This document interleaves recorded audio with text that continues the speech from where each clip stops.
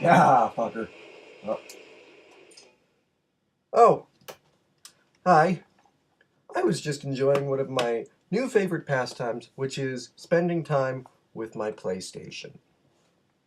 I loved video games as a kid. I played Mario. I played, I had the Nintendo. I played all the classic Nintendo games.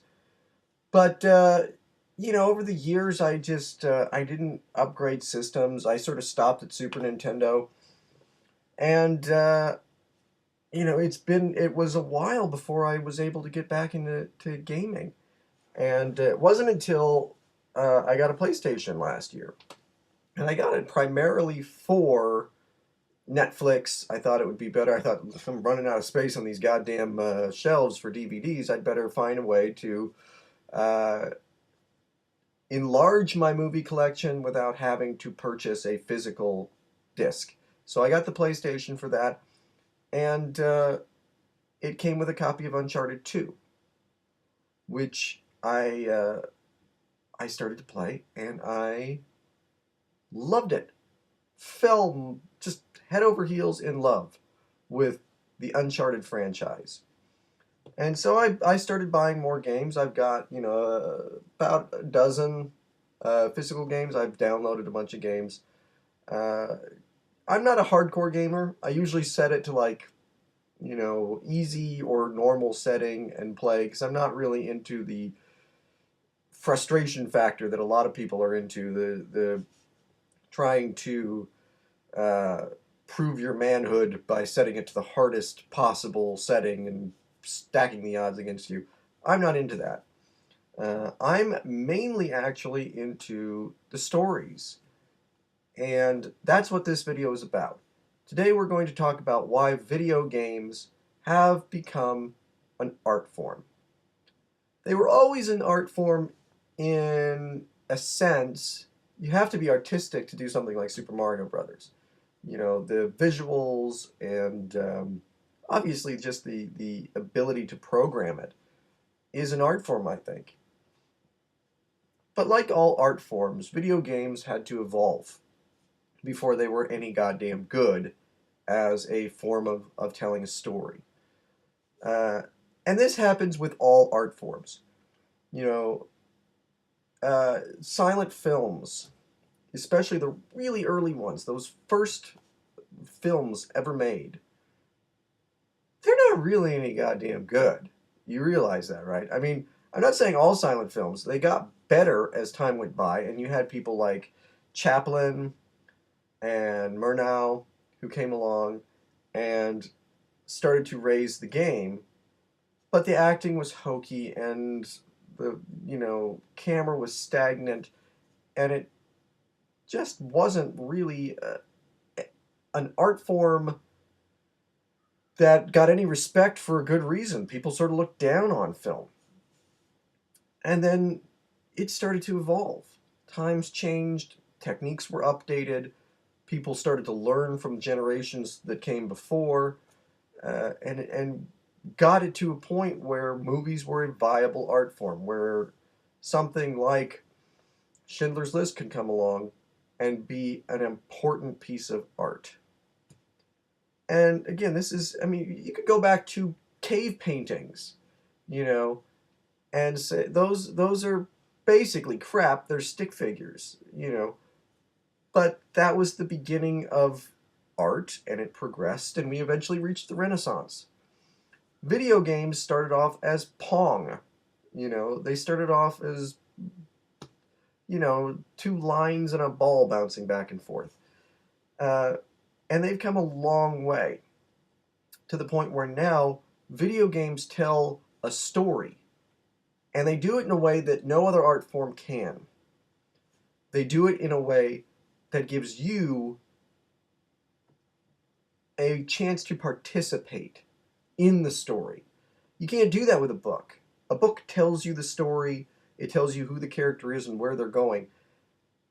And as much as you try to put yourself into that character's mind and to experience the adventure as your own, you're following preset destiny for what is going to happen to this person. However, video games put you in charge of the character. And since the advent of especially the newer systems, the PlayStation 3, the Xbox, and the Wii, now there are people who actually put time and effort into coming up with a storyline and the actors who do the voices are acting. They're not just sort of doing these hokey performances that, well, it's like, oh, this is stupid. It's just a video game. Nobody cares. They're actually trying to, give a decent performance. Video games are a viable art form, and I'm going to talk about a few that I own that I think prove that. And we're going to start with what I was just playing here. Uncharted 3. I recently played the Uncharted trilogy because I wanted to. I wanted to just play them back to back to back because the Uncharted trilogy are my three favorite games. I mistakenly called them movies because they feel like movies, because they are an amazing adventure series. And the thing about it is, the reason I think Uncharted, the trilogy, is the best video game series of all time is the fact that the story is amazing. The story is so well written. The characters are so well fleshed out and performed. Not only performed voice-wise, but motion capture-wise. The actors actually performing, as the characters in motion capture. Nolan North playing Nathan Drake, who is my favorite, not only video game hero, but one of my favorite heroes, I think, from my lifetime, really.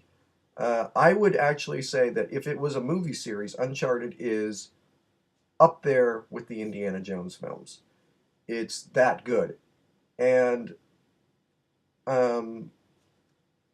there's a depth and a complexity to the characters. It's not just video game stock characters doing video game stock things. This is a story that there were moments in it where I got just a little bit choked up at certain points because you grow to care about these characters, and when you think something bad is going to happen to them or when they're going through something, then you really identify with it and feel for them. And that's art. That is art. I'm going to show you this. Now, this is a reboot of a franchise from when I was a kid. Mortal Kombat, the version that came out last year. Mortal Kombat's got a great mythology to it. Mortal Kombat is got this universe of characters and a mythology. It's a fighting game, but if you play this version of Mortal Kombat in story mode, you get this epic story on par with Star Wars, on par with Lord of the Rings, for just how visual and epic in scope the whole thing is. And it's juggling, 36 characters, and yet every character feels like they get their moment to shine. Here we have Ghostbusters for the PlayStation 3. Not really gameplay-wise one of my favorites, but the thing about this is, it's Ghostbusters 3. I'm personally saddened that they're not going to make a third movie, but we got this game, and this game has all the original actors in it. It's the third movie. That's what's fantastic about it. Here we have Arkham City, the best comic book game ever made. And really, if you play this, the story in it is better than the Christopher Nolan Batman movies. And going out on a limb saying that, but I think that this is the definitive Batman story. The definitive Batman story. It's got all of his best villains in it. It puts him on this epic quest. The scope of the thing is huge. And again, I was talking about putting you in charge of the character. You really realize what Batman would go through when you play this. You really are sort of put in his shoes and going, wow, it's tough being Batman. This is not the easiest life to live. Um, Here we have Star Wars: The Force Unleashed, the first one. Um, Better than the prequels. This is the prequel in my mind. I mean, this is what the prequel should have been. It's got a story that is on par with Return of the Jedi. It's got familiar characters to it. It's again epic in scope. Again, something video games can do that movies have a hard time doing, I think, even nowadays, is a video game can be so huge and epic, and yet you buy into it in a way that you don't necessarily with a movie that is choked with CGI. And finally, the game that I'm playing right now. This is the game that I am invested in. I bought it this month. I'm playing it, and that is Red Dead Redemption. I got the Game of the Year edition. And what's interesting about this, and it's a Western, which I think is unique. It's showing that video games can get into different genres. They don't all have to be space epics or adventure games. But the thing that I find fascinating about this, and I think, again, goes to my point about video games being a new kind of art form that puts you in charge of the character, is you get to choose what happens in this. This is not, you don't have a preset destiny.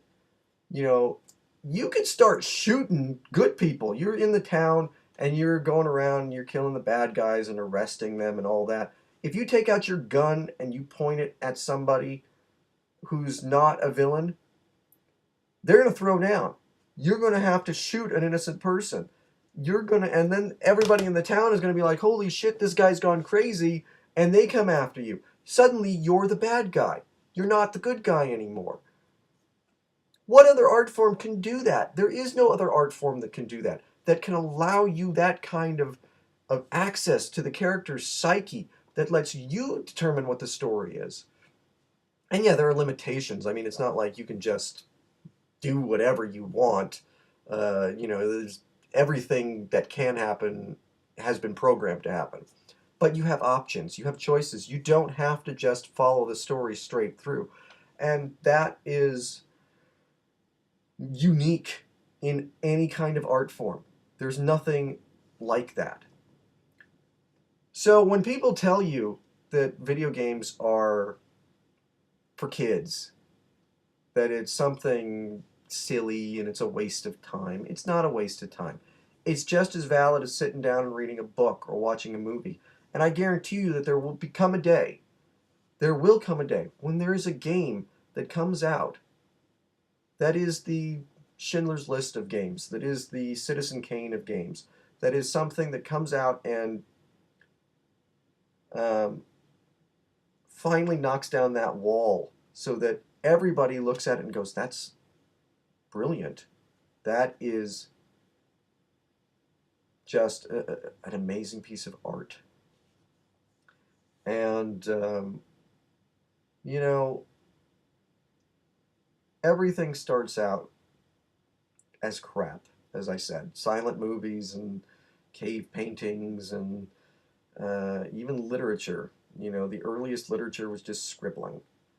Video games have evolved from being pixelated and, silly stories for kids to enjoy to being true storytelling at its finest. So, if you'll excuse me, I got some bad guys to kill.